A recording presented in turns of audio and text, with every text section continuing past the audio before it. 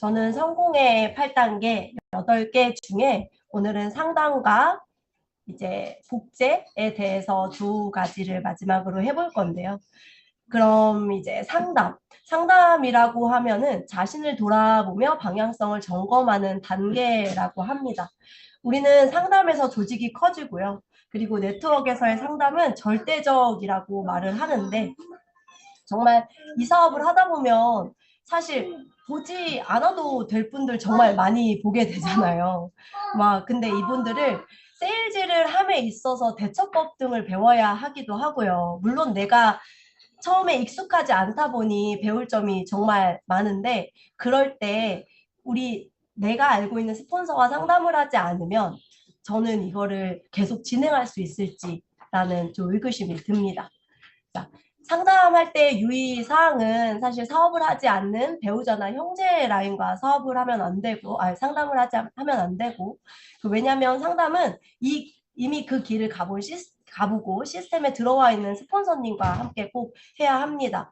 왜냐면 내 배우자나 나의 친구는 나의 마음을 털어놓기는 정말 편하잖아요. 근데 이분들은 애터미 사업을 알고 있는 분들이 아니에요. 그러다 보니까 나의 마음을 받아주고 알아줄 수는 있을지언정 이 부분에 대한 제대로 된 방향성을 알려준다라고는 알 수가 없기 때문입니다. 그리고 상담할 때는 그냥 내가 지금 오늘 힘들었어요. 이분이랑 이렇게 했는데 이분이 너무 까탈스러워요. 이런 부분을 상담하는 것도 있겠지만 나의 마음을 이제 만져주는 것도 있겠지만 명확한 목표와 계보도 상황을 가지고 상담을 해야 합니다. 물론 하소연 비비불 약간의 수다 필요하죠. 내 마음이 너무 힘들 수 있으니까. 그렇지만 그것보다는 목표와 계보도 상황을 가지고 상담하는 게 중요할 것 같아요. 그리고 끊임없는 소통. 사실 저희는 팀 사업이잖아요. 같이 재심합력으로 팀을 하는 사업입니다. 같은 사업을 함에 있어서 아주 작은 것까지도 서로 그러니까 이야기를 해야 거기에 잠시만요. 잠시만요. 이현아 이거 누나한테. 네.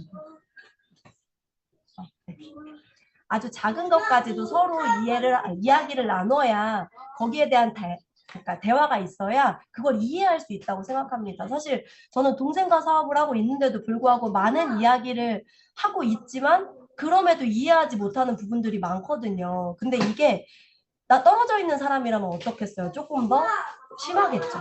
그렇다 보니 사실 작은 것까지도 하나하나 오해될 만한 부분 또는 내가 해야 될 부분까지도 이야기해야 됨이 맞는 것 같아요.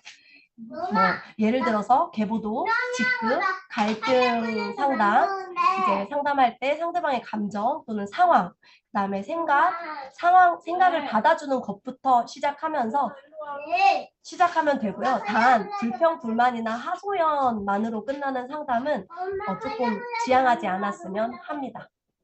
네, 우리 팀이 11월에 직급 목표를 가지고 있잖아요. 한 단계씩 성장해야 하거든요. 근데 이 목표를 위해서 저희가 하고 있는 게 매주 수요일마다 라인 미팅이라는 걸 하고 있어요.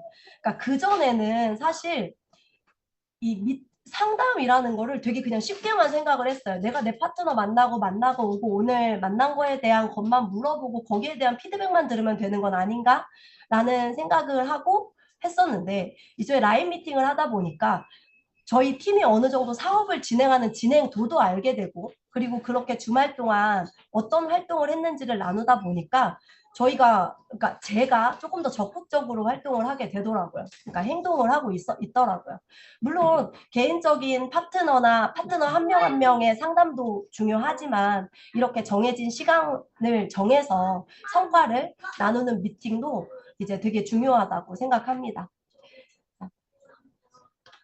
사실 성공의 8단계에서 상담은 당연한 거잖아요. 그런데 저는 이 상담이 참 쉽지 않더라고요. 뭐든 알아야 상담을 하고 내가 앞으로 파트너를 만들고 진행할 때에 대한 고민을 상당히 하고 가야 상담이 진행될 때 조금 더 나은 이제 답이 나오더라고요. 물론 이제 단합을 위해서 서로 이야기를 하는 수다도 필요하고 그리고 그런 부분이 팀이 모였을 때 으쌰으쌰 하는 것도 추천합니다. 하지만 개인적인 상담은 전달하는 내용이 명확하고 내 생각이 정리되지 않는 상태에서 질문을 하고 상담을 하다 보면 명확한 상담의 방향을 찾기 힘든 것 같습니다. 요새 본부장님께서 고명환 작가님 에게 빠져 계시잖아요. 그래서 제가 관심을 갖게 됐는데, 그래서 읽은 책이 있어요. 그분 책을 지금 조금 읽고 있는데, 여기 이게 어떤 거냐면, 나는 어떻게 삶의 답을 찾았는가라는 책에서, 여기서 글귀가 세상을 살아가는 데는 지식보다는 지혜가 필요하다라고 하는데, 그 지혜는 깨달음이라고 합니다. 이거는 스스로 깨우칠 수밖에 없다라고 해요. 그럼 우리가 삶을 살아가는데 이 스스로 깨우치려면 정말 어렵잖아요. 그걸 찾는데. 근데 우리 애터미 사업은요. 세상에 살아가는 삶과 정말 비슷한 것 같습니다. 삶의 지혜를 배울 때는 어떤 게 바른 방향인지 찾기가 참 어렵지만 애터미에서 조금 다행인 건 나보다 앞서 성공한 멘토들이 있기 때문에 그 바로 눈앞에 있는 멘토들의 경험과 지혜를 좀 더 듣다 보면 그 방향성에 맞게 듣다 보면 그 배우는 시간이 정말 중요하다고 생각합니다. 그게 제가 그러니까 생각하는 상담이 아닐까 싶습니다. 마지막으로는 복제입니다. 성공자의 초기 모습을 복제해야 된다라고 우리는 항상 말을 하잖아요. 내가 임페리얼이 되려면 972명의 파트너가 필요하다고 하는데 이런 조직 유통이 무엇을 어떻게 복제하느냐에 따라 이것은 그냥 단순한 용돈벌이 아니면 성공이 될 수 있다고 해요. 애터미를 한다고 해서 누구나 성공하는 건 아니잖아요. 근데 우리는 이 성공을 한 이미 그 겉모습을 복제하는 게 아니라 이 성공자가 처음의 시작이 어땠는지 그 과거를 복제하는 것이 정말 중요하다고 생각합니다. 임페리얼님들이 처음에는 집중하고 몰입하고 대가를 지불하고 지금의 장애물이 작으려면 우리 항상 꿈을 키워라 라고 하잖아요. 그러니까 그렇게 꿈을 키우고 그리고 행동해야 한다. 이게 제가 이해한 맨 마지막 복제인데요. 모두 동의하시죠? 네. 네, 이렇게 읽고 나니 정말 어마어마한 것 같아요. 저는 되게 크게 와닿았거든요. 근데 저의 생각을 조금 말씀드릴게요. 저는 이게 나의 미래를 위해 지금을 지불한다는 것이 사실은 조금 슬펐어요. 그래서 요새 제가 조금 이렇게 좀 침체되어 있었던 게 몸이 잘 안 움직여지더라고요. 내가 내 가족이 아프거나 내가 내 가족을 두고 나서 오는 게 내가 이걸 대가지불이라고 생각을 했더니 이게 조금 심적으로 힘들더라고요. 또 내 능력이 너무 작아져만 보이는 거예요. 제가 이분들이 한 것처럼 행동이 되지 않을 때 또는 두려움을 느낄 때 제 모습이 너무 작아지더라고요. 근데 또 저는 이렇게 작아지고 있는데 또 제 주변은 너무 잘하고 있는 것 같아요. 근데 이때 저는 이 생각을 할 때마다 제가 너무 낮아지는 게 너무 싫어서 어느 날은 어느 날부터 내가 뭔가를 오늘은 이걸 해냈다라는 생각보다는 이겨내지 못한 나를 자책하고 있었어요. 근데 그럼에도 저는 성공 또는 제가 11월에 가는 직급 또는 이 길이 맞다면 나는 이걸 좀 극복하고 싶다라는 생각을 정말 많이 했거든요. 근데 그래서 그때 제가 저 자신한테 질문을 하게 됐어요. 이럼에도 불구하고 내가 성공을 하려면 어떻게 해야 되지? 라는 질문인데요. 근데 그렇게 계속 질문을 하다 보니 제가 지금 요새 답을 찾은 것 같습니다. 작아지는 나를 극복하기 위해 어떻게 해야 되는지를 질문하니까 제 스스로 그 질문에 대한 답을 찾기 위해 뭔가 계속 찾고 있더라고요. 왜 지난주 임남경 스타마스터님의 화요일 특강에서 맨 마지막 이야기 혹시 기억하시나요? 네. 거기서 제가 찾은 답은요. 딱 세 글자입니다. 그냥 해입니다. 맞아요. 힘들고 아이는 아프고 머릿속은 복잡하고 그리고 이분은 거절할 것 같고 저분은 너무 까탈스럽고 문을 열고 들어가기 부담스럽고 덥고 아프고 나는 아직 준비가 안 된 것 같을 때 그럼에도 그냥 했어요. 그거를 그냥 했더니요. 그냥 결과가 나와요.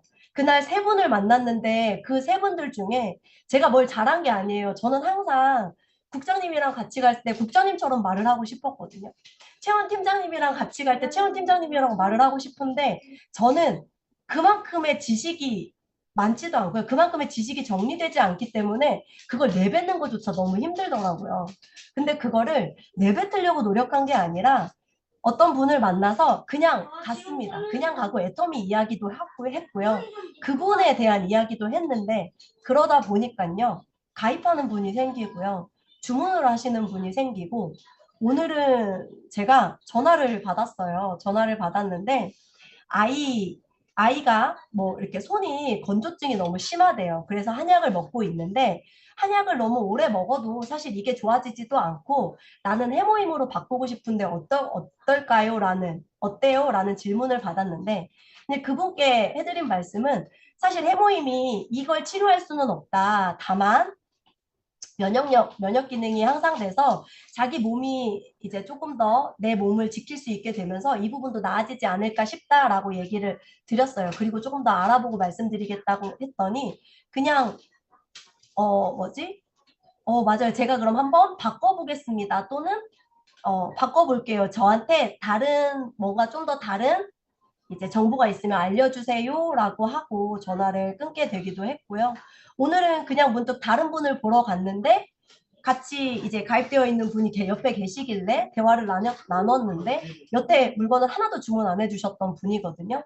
근데 선크림을 주문하고 싶다라고 말씀하셔서 거기에 대해서도 이제 말씀을 드리고 왔는데요.